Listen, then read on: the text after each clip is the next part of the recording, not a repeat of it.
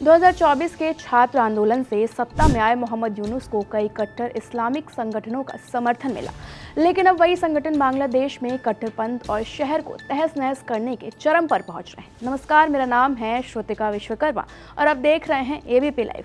दरअसल बांग्लादेश में यूनुस की अंतरिम सरकार को सत्ता में आए करीब 1.5 साल हो चुके हैं, लेकिन देश में राजनीतिक उथल पुथल, हिंसा और कट्टरपंथ बढ़ता जा रहा है।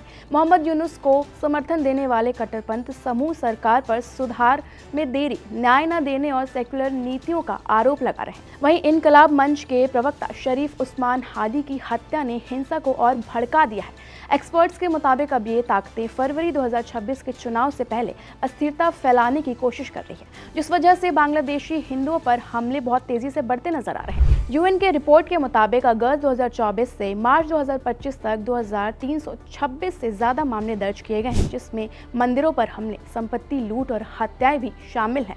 वहीं देखा जाए तो बांग्लादेश में बढ़ रहे कट्टरपंथ की वजह सिर्फ यूनुस सरकार ही नहीं बल्कि 5 बड़े खलनायक भी इस कारनामे में शामिल हैं, जिनमें से पहला कट्टरपंथ को बढ़ावा देने वाला जमात-ए-इस्लामी है। ये ग्रुप शेख हसीना के समय पर बैन हुआ था, लेकिन यूनुस सरकार ने आते ही इस पर बैन हटा दिया। अब ये ग्रुप चुपचाप सुधारने की मांग कर रहा है, लेकिन अल्पसंख्यकों पर हमलों और एंटी इंडिया प्रदर्शनों में भी एक्टिव है। वहीं दूसरा शरिया कानून लाना चाहता है, हिफाजत-ए-इस्लाम है।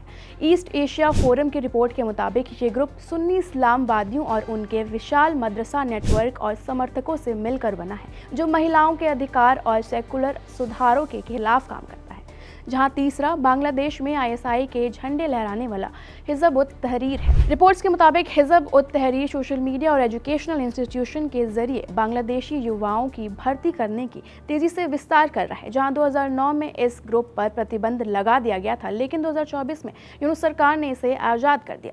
चौथा, कट्टर इस्लामिक कल्चर की हिमायत करने वाला इनकलाब मंच। अल जजीरा की रिपोर्ट के मुताबिक इस ग्रुप की स्थापना 2024 के छात्र आंदोलन के बाद हुई। इनकलाब मंच के बड़े नेता शरीफ उस्मान हादी खुद एंटी इंडिया और कट्टर विचारों वाले नेता थे। हादी की हत्या के बाद इनकलाब मंच ने यूनुस सरकार को गिराने की पूरी धमकी दी थी। पहले ये ग्रुप यूनुस का समर्थन था, लेकिन अब सरकार और इनकलाब मंच से सीधी टक्कर में है। पांचवा और आखिरी, जो कि ममूनुल हक और मुफ्ती जसीमुद्दीन रहमानी का प्रभाव है। मुफ्ती जसीमुद्दीन रहमानी अल-कायदा से जुड़े ग्रुप का नेता था, जिसे यूनुस सरकार में रिहा कर दिया गया था, लेकिन रहमानी अल-कायदे से जुड़े आतंकवादी संगठन अंसारुल्लाह बंगला टीम का प्रमुख है। वहीं बता दें, ममूनुल हक हिंसा भड़काने के आरोप में जेल गया था, लेकिन फिर रिहा हो गया और अब एक्टिव है।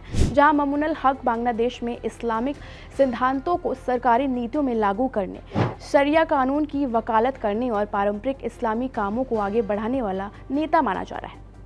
ये सारे ग्रुप मिलकर शरिया कानून के तहत सुधार, महिलाओं के अधिकारों पर रोक और एंटी इंडिया नारे जोर पर दे रहे हैं। इसमें से कई रिपोर्ट्स में इन्हीं पाकिस्तान और अन्य विदेश ताकतों से जुड़ा बताया जा रहा है। यूनुस सरकार पर लगातार आरोप लग रहे हैं कि वो इन ताकतों को कंट्रोल नहीं कर पा रही है, जिससे अल्पसंख्यकों पर हमले बढ़े और देश में अस्थिरता बढ़ रही है।